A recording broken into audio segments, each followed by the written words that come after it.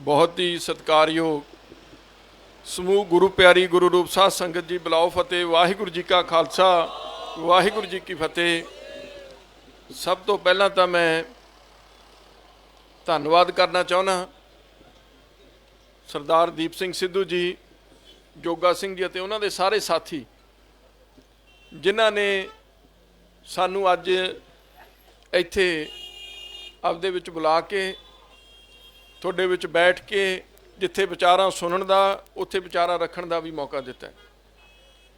ਮੈਂ ਸਮਝਦਾ ਇਹ ਸ਼ੰਭੂ ਦਾ ਮੋਰਚਾ ਹੈ, ਇਹ ਇੱਕ ਜਿਹੜੀ ਹੈ ਨਿਸ਼ਾਨੀ ਬਣ ਗਿਆ ਹੈ ਪੰਜਾਬ ਦੇ ਸੰਘਰਸ਼ ਦੀ। ਵੈਸੇ ਤਾਂ ਪੰਜਾਬ ਦੇ ਹਰ ਹਿੱਸੇ ਦੇ ਵਿੱਚ ਹਰ ਸੜਕ ਤੇ ਕਿਸਾਨ ਬੈਠੇ ਨੇ, ਕਿਸਾਨ ਜਥੇਬੰਦੀਆਂ ਬੈਠੀਆਂ, ਸਾਰਿਆਂ ਦਾ ਆਪਦਾ ਬਹੁਤ ਵੱਡਾ ਯੋਗਦਾਨ ਹੈ ਇਸ ਸੰਘਰਸ਼ ਨੂੰ ਅੱਗੇ ਲਿਜਾਣ ਦੇ ਵਿੱਚ।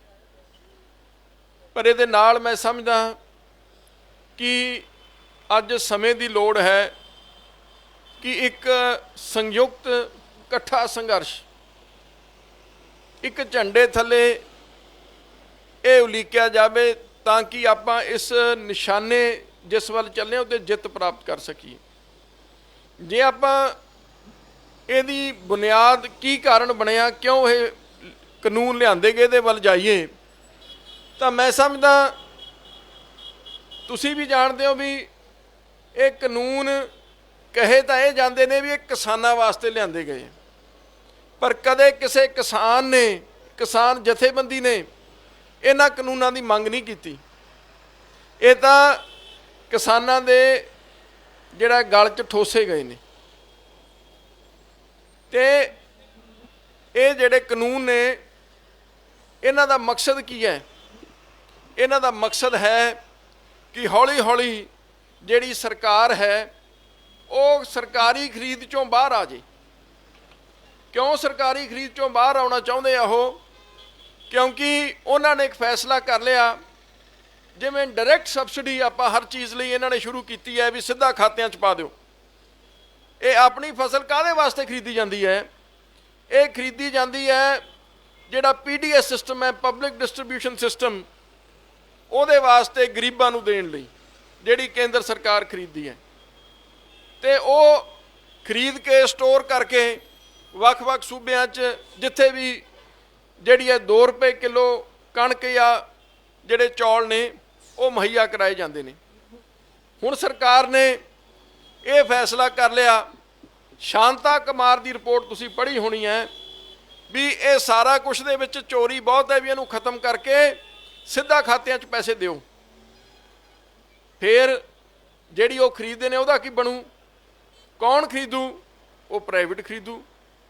ਤੇ ਫਿਰ ਨਤੀਜਾ ਕੀ ਹੋਣਾ? ਜਦ ਸਰਕਾਰ ਬਾਹਰ ਨਿਕਲ ਗਈ ਤਾਂ ਫਿਰ ਅਲਟੀਮੇਟਲੀ ਕਿਸਾਨ ਜਿਹੜਾ ਅੱਜ ਸਰਕਾਰ ਤੇ ਨਿਰਭਰ ਕਰਦਾ ਉਹ ਵੱਡੇ ਵਪਾਰੀ ਤੇ ਨਿਰਭਰ ਹੋ ਜਾਏਗਾ, ਆਪਦੀ ਮਨਮਰਜ਼ੀ ਦਾ ਭਾਅ ਖਰੀਦੇ ਅਤੇ ਆਪਦੀ ਮਨਮਰਜ਼ੀ ਦੇ ਸਮੇਂ ਤੇ ਪੈਸਾ ਦੇਵੇ। ਇਹ ਹਾਲਾਤਾਂ ਤੋਂ ਡਰਦੇ ਹੋਏ ਜਿਹੜੇ ਅੱਜ ਦੇਸ਼ ਦੇ ਕਿਸਾਨ ਨੇ ਉਹ ਆ ਸੜਕਾਂ ਤੇ ਉਤਰੇ ਹੋਏ ਨੇ। ਇਹ ਸਰਕਾਰ ਚਾਹੇ ਜੋ ਮਰਜ਼ੀ ਸਮਝਾਉਣ ਦੀ ਕੋਸ਼ਿਸ਼ ਕਰੇ, ਪਰ ਆਪਾਂ ਸਾਰੇ ਜਾਣਦੇ ਹਾਂ ਕਿ ਇਹਦੇ ਪਿੱਛੇ ਕੀ ਸੋਚ ਹੈ। ਤੇ ਖਾਸ ਤੌਰ ਤੇ ਪੰਜਾਬ ਨੂੰ ਨਿਸ਼ਾਨਾ ਬਣਾਇਆ ਗਿਆ ਹੈ ਕਿਉਂਕਿ ਜ਼ਿਆਦਾ ਖਰੀਦ ਪੰਜਾਬ ਦੇ ਵਿੱਚੋਂ ਕੀਤੀ ਜਾਂਦੀ ਹੈ। ਮੈਨੂੰ ਯਾਦ ਹੈ ਆ ਥੋੜਾ ਸਮਾਂ ਹੀ ਹੋਇਆ, ਸਾਲ ਕੁ ਦਾ ਸਮਾਂ ਹੋਇਆ, ਮੈਂ ਉਦੋਂ ਅਕਾਲੀ ਦਲ ਬਾਦਲ ਦਾ ਵਿਧਾਨ ਸਭਾ ਦੇ ਵਿੱਚ ਨੇਤਾ ਹੁੰਦਾ ਸੀ। 370 ਦੀ ਧਾਰਾ ਤੋੜੀ ਗਈ ਤੇ ਸਾਡੇ ਹੀ ਕੁਝ ਪਾਰਟੀ ਦੇ ਆਗੂ ਕਹਿੰਦੇ ਜੀ ਬਹੁਤ ਵਧੀਆ ਕੀਤਾ ਮੋਦੀ ਨੇ, ਬਹੁਤ ਵਧੀਆ ਕੀਤਾ। ਮੈਂ ਉੱਥੇ ਹੀ ਬੈਠਾ ਸੀ।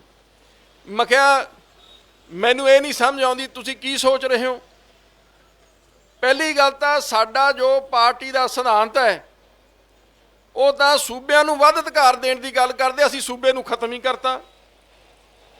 ਤੇ ਤੁਸੀਂ ਜਿਹੜਾ ਹੈ ਬਿਨਾਂ ਸੋਚੇ ਸਮਝੇ ਵਾਹ ਕਰੀ ਜਾਂਦੇ ਹੋ। ਤੇ ਮੈਂ ਕਿਹਾ ਵੀ ਇੱਕ ਤਾਂ ਮੈਂ ਇਹਦੇ ਤੇ ਬੋਲਣਾ ਨਹੀਂ, ਜੇ ਇਹ ਡਿਸਕਸ਼ਨ ਆਈ ਅਸੈਂਬਲੀ ਦੇ ਵਿੱਚ ਭਾਵੇਂ ਮੈਂ ਪਾਰਟੀ ਦਾ ਨੇਤਾ, ਮੈਂ ਇਸ ਮੁੱਦੇ ਤੇ ਬੋਲ ਨਹੀਂ ਸਕਦਾ ਕਿਉਂਕਿ ਸਾਡੇ ਸਿਧਾਂਤਾਂ ਦੇ ਉੱਤੇ। ਦੂਜੀ ਗੱਲ ਮੈਂ ਕਿਹਾ ਅੱਜ ਨਹੀਂ ਤਾਂ ਕੱਲ नहीं ਤਾਂ कुछ समय ਨੂੰ ਇਹ ਕਹਾੜਾ ਤੁਹਾਡੇ ਤੇ ਵੀ ਚੱਲਣਾ, ਆਪਣੇ ਤੇ ਵੀ ਚੱਲ ਸਕਦਾ ਹੈ। ਮੈਂ ਤਾਂ ਕਿਹਾ ਸੀ, ਮੈਨੂੰ ਤਾਂ ਇਹ ਲੱਗਦਾ ਸੀ ਸ਼ਾਇਦ 5-10 ਸਾਲਾਂ ਨੂੰ ਕਦੇ ਇਹ ਆਪਣੇ ਤੇ ਵੀ ਵਰਤਿਆ ਸੀ। ਇਹਨਾਂ ਨੇ ਤਾਂ 6 ਮਹੀਨੇ ਨਹੀਂ ਟੱਪਣ ਦਿੱਤੇ। ਇਹ ਕਾਨੂੰਨ ਲਿਆ ਕੇ ਤੇ ਕਿਸੇ ਦੀ ਗੱਲ ਸੁਣਨ ਨੂੰ ਤਿਆਰ ਨਹੀਂ, ਕਿਸੇ ਨਾਲ ਬੈਠ ਕੇ ਗੱਲ ਕਰਨ ਨੂੰ ਤਿਆਰ ਨਹੀਂ। ਤੇ ਇਹ ਤਾਂ ਮੈਂ ਸਮਝਦਾ ਲੋਕਤੰਤਰ ਦਾ ਨਾਂ ਨਹੀਂ, ਲੋਕਤੰਤਰ ਇੱਕ ਮਜ਼ਾਕ ਬਣ ਕੇ ਰਹਿ ਗਿਆ। ਜੇ ਤੁਸੀਂ ਆਪਦੇ ਲੋਕਾਂ ਨਾਲ, ਜਿਨ੍ਹਾਂ ਦੀਆਂ ਵੋਟਾਂ ਨਾਲ ਇਹ ਸਰਕਾਰ ਬਣੀ ਹੈ, ਜੋ ਉਹਨਾਂ ਨਾਲ ਬੈਠ ਕੇ ਤੁਸੀਂ ਉਹਨਾਂ ਦੀ ਗੱਲ ਸੁਣਨ ਨੂੰ ਤਿਆਰ ਨਹੀਂ, ਤਾਂ ਫਿਰ ਉਹ ਸਰਕਾਰ ਕਹਾਉਣ ਦੀ ਹੱਕਦਾਰ ਨਹੀਂ ਹੈ। ਤੇ ਦੂਜਾ ਆਪਣਾ ਅਫਸੋਸ ਦੀ ਗੱਲ ਹੈ ਕਿ ਪੰਜਾਬ ਇੱਕ ਐਸਾ ਸੂਬਾ ਹੈ, ਸਾਡੀ ਭਾਵੇਂ ਗਿਣਤੀ ਥੋੜ੍ਹੀ ਹੈ, ਸਾਡੀ ਰਾਜਸੀ ਤਾਕਤ ਸਾਡੀ ਥੋੜ੍ਹੀ ਹੈ, ਪਰ ਸਾਡੀ ਦੇਣ ਬਹੁਤ ਵੱਡੀ ਹੈ। ਪੰਜਾਬ ਨੇ ਦੇਸ਼ ਦੀ ਆਜ਼ਾਦੀ ਦੇ ਵਿੱਚ ਸਭ ਤੋਂ ਵੱਧ ਯੋਗਦਾਨ ਪੰਜਾਬ ਦਾ ਹੈ। ਸਭ ਤੋਂ ਵੱਧ ਸ਼ਹੀਦੀਆਂ, ਸਭ ਤੋਂ ਵੱਧ ਜੇਲ੍ਹਾਂ ਪੰਜਾਬੀਆਂ ਨੇ ਜਿਹੜੀਆਂ ਕੱਟੀਆਂ।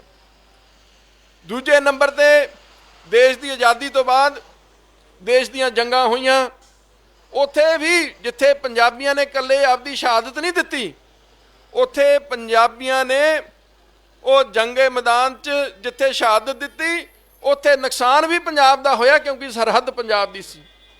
ਦੇਸ਼ ਦੀ ਵੰਡ ਦੇ ਵਿੱਚ ਸਭ ਤੋਂ ਵੱਧ ਨੁਕਸਾਨ ਪੰਜਾਬੀਆਂ ਦਾ ਹੋਇਆ, ਕਿਉਂਕਿ ਜਿਹੜਾ ਪੰਜਾਬ ਪਾਕਿਸਤਾਨ ਤੋਂ ਜੇ ਕੋਈ ਉੱਜੜ ਕੇ ਲੋਕ ਆਏ ਤਾਂ ਪੰਜਾਬੀ ਆਏ, ਬਾਕੀ ਹੋਰ ਸੂਬਿਆਂ ਦੇ ਬਹੁਤ ਥੋੜ੍ਹੇ ਲੋਕ ਆਏ।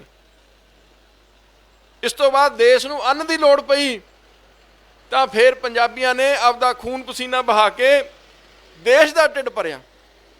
ਪਰ ਕਦੇ ਵੀ ਜਦ ਪੰਜਾਬ ਨੂੰ ਲੋੜ ਪਈ, ਦੁੱਖ ਨਾਲ ਕਹਿਣਾ ਪੈਂਦਾ ਹੈ, ਪੰਜਾਬ ਦੀ ਕਦੇ ਕਿਸੇ ਨੇ ਬਾਂਹ ਨਹੀਂ ਫੜੀ।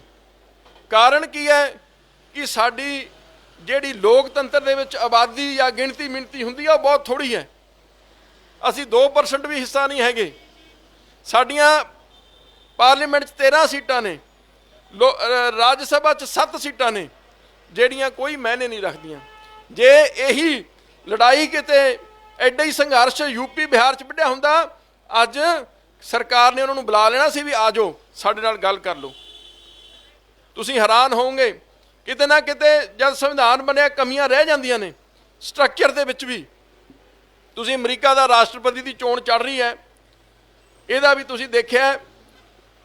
ਉਹਦੇ 'ਚ ਤੁਹਾਨੂੰ ਬੜੀ ਮਜ਼ੇਦਾਰ ਗੱਲ ਦੱਸਦਾ, ਉੱਥੇ ਕਿੰਨੀ ਸਿਆਣਪ ਨਾਲ ਉਹਨਾਂ ਨੇ ਸਰਕਾਰਾਂ ਆਪਦੀਆਂ ਜਿਹੜੀਆਂ ਅਸੈਂਬਲੀਆਂ ਪਾਰਲੀਮੈਂਟਾਂ ਬਣਾਈਆਂ। ਜਿਵੇਂ ਆਪਣੇ ਰਾਜ ਸਭਾ ਅਤੇ ਲੋਕ ਸਭਾ ਹੈ, ਉੱਥੇ ਸੈਨੇਟ ਹੁੰਦੀ ਹੈ ਇੱਕ ਹੁੰਦੀ ਹੈ ਕਾਂਗਰਸ, ਜਾਂ ਇਹਨੂੰ ਹਾਊਸ ਆਫ ਰਿਪਰੈਜ਼ੈਂਟੇਟਿਵਸ ਕਹਿੰਦੇ ਹੈ। ਜਿਹੜੀ ਹਾਊਸ ਆਫ ਰਿਪਰੈਜ਼ੈਂਟੇਟਿਵਸ ਹੈ, ਉੱਥੇ ਆਬਾਦੀ ਮੁਤਾਬਕ ਲੋਕ ਚੁਣ ਕੇ ਜਾਂਦੇ ਹੈ। ਜੇ ਕਿਸੇ ਸੂਬੇ ਦੀ ਵੱਧ ਆਬਾਦੀ ਹੈ, ਉੱਥੇ ਦੇ ਵੱਧ ਹੋਣਗੇ, ਘੱਟ ਵਾਲੀ ਘੱਟ ਹੋਣਗੇ। ਉੱਥੇ ਫਰਕ ਇੰਨਾ ਸੂਬਿਆਂ ਦੀ ਆਬਾਦੀ 'ਚ, ਕਈ ਸੂਬਿਆਂ ਦੀ ਤਾਂ ਆਬਾਦੀ 3-4 ਲੱਖ ਹੈ, ਕਈਆਂ ਦੀ 4-5 ਕਰੋੜ ਹੈ। 100 ਗੁਣਾ ਫਰਕ ਹੈ ਆਬਾਦੀ ਦਾ। ਪਰ ਉਹਨਾਂ ਨੇ ਇੱਕ ਹੋਰ ਬੜੀ ਵਧੀਆ ਗੱਲ ਕੀਤੀ ਵੀ ਜਿਹੜੀ ਸੈਨੇਟ ਹੈ, ਸੈਨੇਟ ਦੇ ਵਿੱਚ ਸਾਰੇ ਸੂਬਿਆਂ ਦੇ ਬਰਾਬਰ ਮੈਂਬਰ ਨੇ। ਜੇ 2 ਮੈਂਬਰ, ਚਾਹੇ ਉਹ ਵੱਡਾ ਸੂਬਾ ਕੈਲੀਫੋਰਨੀਆ ਹੈ, ਚਾਹੇ ਨਾਰਥ ਡਕੋਟਾ ਵਰਗਾ ਛੋਟਾ ਜਿਹਾ ਸੂਬਾ ਹੈ, ਹਰ ਕਿਸੇ 'ਚੋਂ 2 ਸੈਨੇਟ ਵਿੱਚ ਮੈਂਬਰ ਜਾਣਗੇ। ਕਿਉਂ? ਉਹ ਕਹਿੰਦੇ ਵੀ ਅਸੀਂ ਇਸ ਕਰਕੇ ਕੀਤਾ ਵੀ ਜਿਹੜੀ ਮੈਜੋਰਿਟਿਜ਼ਮ ਹੈ ਉਹ ਕਿਤੇ ਹਾਵੀ ਨਾ ਹੋ ਜੇ ਸੱਚਾਈ ਦੇ ਉੱਤੇ, ਕਿਤੇ ਜਿਹੜੇ ਵੱਡੇ ਸੂਬੇ ਨੇ ਉਹ ਛੋਟੇ ਸੂਬੇ ਨਾਲ ਧੱਕਾ ਨਾ ਕਰਨ ਲੱਗ ਪੈਣ।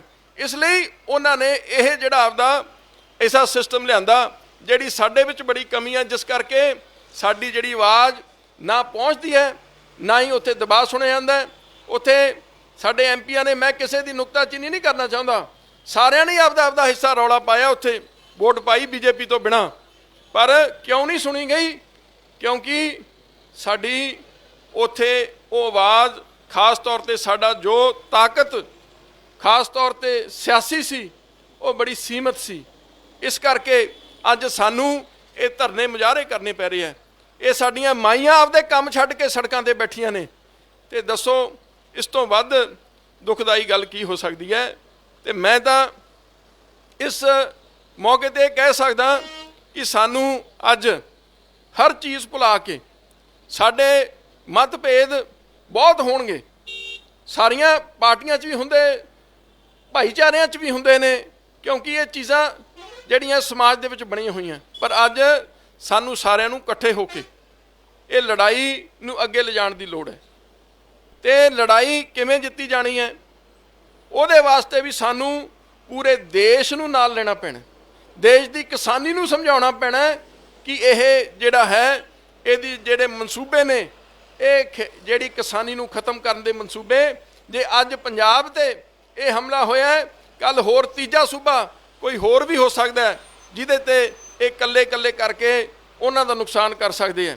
ਸਾਰੀਆਂ ਪਾਰਟੀਆਂ ਦੇਸ਼ ਦੀਆਂ, ਉਹਨਾਂ ਨੂੰ ਇਕੱਠੇ ਹੋਣਾ ਚਾਹੀਦਾ, ਸਾਨੂੰ ਇਕੱਠੇ ਜੋੜਨਾ ਚਾਹੀਦਾ ਸਾਰਿਆਂ ਨੂੰ ਇਸ ਸੰਘਰਸ਼ ਦੇ ਵਿੱਚ, ਤਾਂ ਹੀ ਅਸੀਂ ਜਿਹੜੀ ਹੈ ਜਿੱਤ ਪ੍ਰਾਪਤ ਕਰ ਸਕਦੇ ਹਾਂ। ਸਾਨੂੰ ਜਿਹੜਾ ਦਿੱਲੀ ਦਾ ਕਿਸਾਨ ਯੂਨੀਅਨ ਨੇ ਫੈਸਲਾ ਕੀਤਾ ਵੀ 26-27 ਤਰੀਕ ਨੂੰ ਅਸੀਂ ਦਿੱਲੀ ਜਾ ਕੇ ਉੱਥੇ 2 ਦਿਨ ਦਾ ਧਰਨਾ ਰੱਖਾਂਗੇ। ਮੇਰੀ ਤੁਹਾਨੂੰ ਸਭ ਨੂੰ ਬੇਨਤੀ ਹੈ ਵੀ ਆਪਾਂ ਨੂੰ ਉਹਦੇ ਵਿੱਚ ਵੀ ਸਭ ਤੋਂ ਹਰ ਕੋਈ ਬੰਦਾ ਛੱਡ ਕੇ ਆਪਦੇ ਫਰਕ ਉਹਦੇ ਵਿੱਚ ਸ਼ਾਮਿਲ ਹੋ, ਤਾਂ ਕਿ ਦਿੱਲੀ ਜਾ ਕੇ ਜਿਹੜੀ ਲੜਾਈ ਤਾਂ ਆਖਿਰ ਦਿੱਲੀ ਜਿੱਤੀ ਜਾਣੀ ਹੈ, ਉੱਥੇ ਜਾ ਕੇ ਉਹਨੂੰ ਆਪਾਂ ਇੱਕ ਸੰਦੇਸ਼ ਦੇ ਸਕੀਏ ਵੀ ਸਾਰੇ ਪੰਜਾਬੀ ਅੱਜ ਇਕੱਠੇ ਹੋ ਚੁੱਕੇ ਨੇ ਤੇ ਇਹ ਜਿਹੜੀ ਤਾਨਾਸ਼ਾਹੀ ਹੈ ਇਹ ਅਸੀਂ ਕਿਸੇ ਹਰਗਿਜ਼ ਨਾ ਕਦੇ ਪੰਜਾਬੀਆਂ ਨੇ ਪਹਿਲਾਂ ਸਹਿਣ ਕੀਤੀ ਹੈ, ਨਾ ਹੀ ਕਦੇ ਤਾਨਾਸ਼ਾਹੀ ਜਿਹੜੀ ਹੈ ਭਵਿੱਖ ਵਿੱਚ ਪੰਜਾਬੀ ਕਦੇ ਸਹਿਣ ਕਰਨਗੇ। ਸੋ ਮੈਂ ਨਾਲ ਹੀ ਆਪਦੇ ਵੱਲੋਂ ਸ਼੍ਰੋਮਣੀ ਅਕਾਲੀ ਦਲ ਡੈਮੋਕ੍ਰੈਟਿਕ ਦਾ ਨੁਮਾਇੰਦਾ ਹੋਣ ਦੇ ਨਾਤੇ ਤੁਹਾਨੂੰ ਇਹ ਵੀ ਵਿਸ਼ਵਾਸ ਦਿਵਾਉਣਾ ਕਿ ਸਾਡਾ ਪਹਿਲੇ ਦਿਨ ਤੋਂ ਹੀ ਇਹ ਫੈਸਲਾ ਸੀ ਕਿ ਆਪਾਂ ਸੰਘਰਸ਼, ਲੋਕਾਂ ਦੇ ਸੰਘਰਸ਼ ਵਿੱਚ ਸ਼ਾਮਿਲ ਹੋਣਾ ਹੈ, ਕੋਈ ਆਪਦੀ ਡਫਰੀ ਨਹੀਂ ਵਜਾਉਣੀ, ਤਾਂ ਕਿ ਜੇ ਕਿਸਾਨ ਯੂਨੀਅਨਾਂ ਜੋ ਫੈਸਲਾ ਕਰਨਗੀਆਂ ਉਹਨਾਂ ਦੇ ਉੱਤੇ ਅਸੀਂ ਪਹਿਰਾ ਦੇਵਾਂਗੇ, ਉਹਨਾਂ ਦੇ ਸਾਰੇ ਜੋ ਪ੍ਰੋਗਰਾਮ ਨੇ ਉਹਦੇ ਵਿੱਚ ਹਿੱਸਾ ਲਵਾਂਗੇ। ਮੈਨੂੰ ਖੁਸ਼ੀ ਹੈ ਵੀ ਸਾਡੇ ਜਿਹੜੇ ਆਗੂ ਵਰਕਰ ਨੇ ਉਹਨਾਂ ਦੇ ਜਿੱਥੇ ਜਿੱਥੇ ਬੈਠੇ ਸੀ ਸਾਰਿਆਂ ਨੇ ਆਪਦਾ ਜਿੰਨਾ ਵੀ ਯੋਗਦਾਨ ਪਾ ਸਕਦੇ ਸੀ ਉਹ ਪਾਉਣ ਦਾ ਯਤਨ ਕੀਤਾ। ਅੱਗੇ ਵੀ ਅਸੀਂ ਪੂਰਾ ਜਿਹੜਾ ਹੈ ਆਪਦੇ ਵੱਲੋਂ ਇਹ ਵਿਸ਼ਵਾਸ ਦਿਵਾਉਣੇ ਆ ਤੇ 26 ਤਰੀਕ ਨੂੰ 27 ਨੂੰ ਵੀ ਸਾਡੇ ਸਾਰੇ ਜਿਹੜੇ ਆਗੂ, ਸਾਡੇ ਸਾਰੇ ਵਰਕਰ ਉਹ ਜਾ ਕੇ ਦਿੱਲੀ ਦੇ ਵਿੱਚ ਆਪਦਾ ਜ਼ਰੂਰ ਹਿੱਸਾ ਪਾਉਣਗੇ। ਅਸੀਂ ਕੋਈ ਲੀਡਰ ਦੇ ਤੌਰ ਤੇ ਨਹੀਂ ਉੱਥੇ ਜਾਣਾ, ਅਸੀਂ ਆਮ ਇੱਕ ਕਿਸਾਨ ਦੇ ਤੌਰ ਤੇ, ਕਿਸਾਨ ਪੰਜਾਬੀ ਦੇ ਤੌਰ ਤੇ ਉੱਥੇ ਜਾ ਕੇ ਹਿੱਸਾ ਲੈਣਾ। ਸੋ ਮੈਂ ਫਿਰ ਜਿੱਥੇ ਸਮਾਂ ਕਿਉਂਕਿ ਬਹੁਤ ਹੋ ਗਿਆ, ਮੈਂ ਵਿਸ਼ੇਸ਼ ਤੌਰ ਤੇ ਸਾਡੇ ਵੀਰ ਦੀਪ ਜੀ ਜਿਹੜੇ ਇੱਕ ਨਾਮਵਰ ਕਲਾਕਾਰ ਨੇ, ਆਪਦਾ ਸਾਰਾ ਪ੍ਰੋਫੈਸ਼ਨ ਨੂੰ ਪਿੱਛੇ ਧੱਕ ਕੇ ਅੱਜ ਇੱਥੇ ਬੈਠੇ ਨੇ, ਸਾਰਾ ਆਪਦਾ ਕੰਮ ਛੱਡ ਕੇ, ਹੋਰ ਉਹਨਾਂ ਦੇ ਸਾਰੇ ਸਾਥੀ, ਉਹਨਾਂ ਨੂੰ ਇਸ ਗੱਲ ਦੀ ਵਧਾਈ ਦਿੰਦਾ ਕਿ ਉਹਨਾਂ ਨੇ ਜਦ ਲੋੜ ਪਈ ਹੈ ਅੱਜ ਪੰਜਾਬ ਦੇ ਲੋਕਾਂ ਨੂੰ ਤਾਂ ਉਹ ਮੂਹਰੇ ਆ ਕੇ ਖੜੇ ਨੇ। ਉਹਨਾਂ ਨੇ ਆਪਦੇ ਜਜ਼ਬਾਤ ਵੀ ਤੁਸੀਂ ਸਾਰਿਆਂ ਨੇ ਉਹਨਾਂ ਦੇ ਸੁਣੇ ਹੋਣੇ, ਹੋਰ ਸਾਰੇ ਸਾਥੀਆਂ ਦੇ। ਮੈਂ ਇੱਕੋ ਹੀ ਫੇਰ ਦੁਬਾਰਾ ਹੀ ਕਰਦਾ ਵੀ ਇਹਦਾ ਜਿੱਤ ਦਾ ਸਿਰਫ ਇੱਕੋ ਹੀ ਰਸਤਾ ਹੈ, ਉਹ ਹੈ ਏਕਤਾ, ਤੇ ਉਹਦੇ ਰਾਹੀਂ ਹੀ ਜਿਹੜੀ ਇਹ ਜਿੱਤ ਸਾਰੀ ਪ੍ਰਾਪਤ ਹੋਣੀ ਹੈ। ਨਹੀਂ ਜਿਸ ਤਰੀਕੇ ਨਾਲ ਕੱਲੇ ਕੱਲੇ ਚਾਹੇ 370 ਤੋੜਨ ਦੀ ਗੱਲ ਹੋਵੇ, ਚਾਹੇ CAA ਦੀ ਗੱਲ ਹੋਵੇ ਜਿਹੜੀ ਲਾਗੂ ਕੀਤਾ ਉਹ ਸਿਟੀਜ਼ਨਸ਼ਿਪ ਅਮੈਂਡਮੈਂਟ ਐਕਟ, ਉਹਦੇ ਵਿੱਚ ਵੀ ਪਹਿਲਾਂ ਮੁਸਲਮਾਨ ਭਾਈਚਾਰੇ ਨੂੰ ਅੱਡ ਕਰ ਦਿੱਤਾ ਗਿਆ। ਤਾਂ ਮੈਂ ਧਰਮ ਦੀ ਗੱਲ ਨਹੀਂ ਕਰਾਂਗਾ, ਮੈਂ ਤਾਂ ਇਹ ਗੱਲ ਕਰਦਾ ਵੀ ਇਹ ਇੱਕ ਬੜੀ ਸੋਚੀ ਸਮਝੀ ਸਾਜ਼ਿਸ਼ ਦੇ ਤਹਿਤ ਇਹ ਜੋ ਸਾਰਾ ਕੁਝ ਹੋ ਰਿਹਾ ਹੈ, ਇਹ ਤੋਂ ਆਪਾਂ ਨੂੰ ਸੁਚੇਤ ਰਹਿਣ ਦੀ ਲੋੜ ਹੈ। ਇਹ ਕੋਈ ਇਕੱਲੀ ਕਿਸਾਨੀ ਦੀ ਲੜਾਈ ਵੀ ਨਹੀਂ, ਇਹ ਸੂਬਿਆਂ ਦੀ ਵੀ ਲੜਾਈ। ਆਖਰ ਸੂਬਿਆਂ ਦੇ ਅਧਿਕਾਰਾਂ ਤੇ ਵੀ ਟਾਕਾ ਵੱਜਿਆ। ਅੱਜ ਸਿਰਫ ਇਹ ਕਿਸਾਨੀ ਦੀ ਦਿਖ ਰਹੀ ਹੈ, ਪਰ ਕੱਲ ਨੂੰ ਜਦ ਸੂਬਿਆਂ ਦੇ ਐਂ ਅਧਿਕਾਰ ਖੋਏ ਜਾਂਦੇ ਰਹੇ ਤਾਂ ਘਰ ਫਿਰ ਸੂਬੇ ਨਹੀਂ ਰਹਿ ਜਾਣੇ, ਉਹ ਤਾਂ ਇੱਕ ਡਿਗਨੀਫਾਈਡ ਮਿਊਨਿਸਪਲ ਕਮੇਟੀਆਂ ਬਣ ਜਾਣਗੀਆਂ ਜਿਨ੍ਹਾਂ ਕੋਲ ਆਪਦੇ ਕੋਈ ਅਧਿਕਾਰ ਨਹੀਂ। ਉਹ 24 ਘੰਟੇ ਕੇਂਦਰ ਦੇ ਮੂੰਹ ਵੱਲ ਝਾਕੀ ਜਾਣਗੇ ਵੀ ਕਦ ਉਹਨਾਂ ਦਾ ਸਾਡੇ ਤੇ ਕਿਰਪਾ ਹੋਊਗੀ ਤੇ ਕਦ ਅਸੀਂ ਜਿਹੜਾ ਹੈ ਆਪਦੇ ਸੂਬੇ 'ਚ ਕੋਈ ਫੈਸਲਾ ਕਰ ਸਕਾਂਗੇ। ਸੋ ਇਸ ਤਰੀਕੇ ਦੇ ਨਾਲ ਅੱਜ ਸਾਡੀ ਸ਼੍ਰੋਮਣੀ ਅਕਾਲੀ ਦਲ ਦੀ ਗੱਲ ਕਰੀਏ ਤਾਂ ਸ਼੍ਰੋਮਣੀ ਅਕਾਲੀ ਦਲ ਤਾਂ ਸੰਘਰਸ਼ਾਂ 'ਚੋਂ ਨਿਕਲੀ ਪਾਰਟੀ ਹੈ। ਜੇ ਸੂਬਿਆਂ ਦੀ ਵੱਧ ਅਧਿਕਾਰ ਦੀ ਕਿਸੇ ਵੀ ਪਾਰਟੀ ਨੇ ਪੰਜਾਬ 'ਚ ਪਹਿਲਾਂ ਗੱਲ ਦੇਸ਼ 'ਚ ਗੱਲ ਕੀਤੀ ਤਾਂ ਸ਼੍ਰੋਮਣੀ ਅਕਾਲੀ ਦਲ ਨੇ ਕੀਤੀ ਹੈ। ਇਸ ਲਈ ਉਸ ਪਾਰਟੀ ਦੇ ਵਾਰਸ ਦੇ ਤੌਰ ਤੇ ਅਸੀਂ ਇਹੀ ਨਿਸ਼ਾਨਾ ਵੀ ਇਹੀ ਲੈ ਕੇ ਚੱਲੇ ਹਾਂ ਵੀ ਜਿਹੜੀ ਸਾਡੀ ਸ਼੍ਰੋਮਣੀ ਅਕਾਲੀ ਦਲ ਡੈਮੋਕ੍ਰੈਟਿਕ ਦੀ ਸਥਾਪਨਾ ਹੋਈ ਹੈ, ਅਸੀਂ ਸ਼੍ਰੋਮਣੀ ਅਕਾਲੀ ਦਲ ਦੇ ਸਿਧਾਂਤਾਂ 'ਤੇ ਪਹਿਰਾ ਦੇਵਾਂਗੇ। ਸ਼੍ਰੋਮਣੀ ਅਕਾਲੀ ਦਲ ਦੀ ਸੋਚ ਸੀ ਜਿਹੜੀ ਸਾਡੇ ਬਜ਼ੁਰਗਾਂ ਦੀ, ਉਹ 'ਤੇ ਚੱਲਾਂਗੇ। ਇਹੀ ਮੁੱਖ ਜਿਹੜੀ ਚੀਜ਼ ਨੂੰ ਲੈ ਕੇ ਅਸੀਂ ਚੱਲੇ ਹਾਂ। ਤਾਂ ਇਹ ਮੈਂ ਸਮਝਦਾ ਸਭ ਤੋਂ ਉਹਦੇ ਵਿੱਚ ਜੇ ਮੂਲ ਸੀ ਤਾਂ ਉਹ ਸਾਡੀ ਜਿੱਥੇ ਪੰਥਕ ਸੋਚ ਸੀ, ਉੱਥੇ ਕਿਸਾਨੀ ਜਿਹੜੀ ਸੀ ਪੰਜਾਬ ਦੀ, ਪੰਜਾਬ ਦੇ ਮਜ਼ਦੂਰ ਦੀ ਗੱਲ ਸੀ, ਉਹ ਹਮੇਸ਼ਾ ਸ਼੍ਰੋਮਣੀ ਅਕਾਲੀ ਦਲ ਸਭ ਤੋਂ ਪਹਿਲਾਂ ਕਰਦਾ ਰਿਹਾ। ਇਸ ਲਈ ਮੈਂ ਫਿਰ ਆਪਦੇ ਵੱਲੋਂ ਜਿਹੜੇ ਮੇਰੇ ਸਾਥੀ ਵੀ ਸਾਡੇ ਨਾਲ ਆਏ ਨੇ ਉਹਨਾਂ ਵੱਲੋਂ ਵੀ ਸਾਰਿਆਂ ਦਾ ਤੁਹਾਡਾ ਧੰਨਵਾਦ ਕਰਦਾ ਕਿ ਤੁਸੀਂ ਸਾਨੂੰ ਦਿੱਤਾ ਸੱਦਾ ਮੌਕਾ ਦਿੱਤਾ ਹੈ। ਵਾਹਿਗੁਰੂ ਜੀ ਕਾ ਖਾਲਸਾ, ਵਾਹਿਗੁਰੂ ਜੀ ਕੀ ਫਤਿਹ।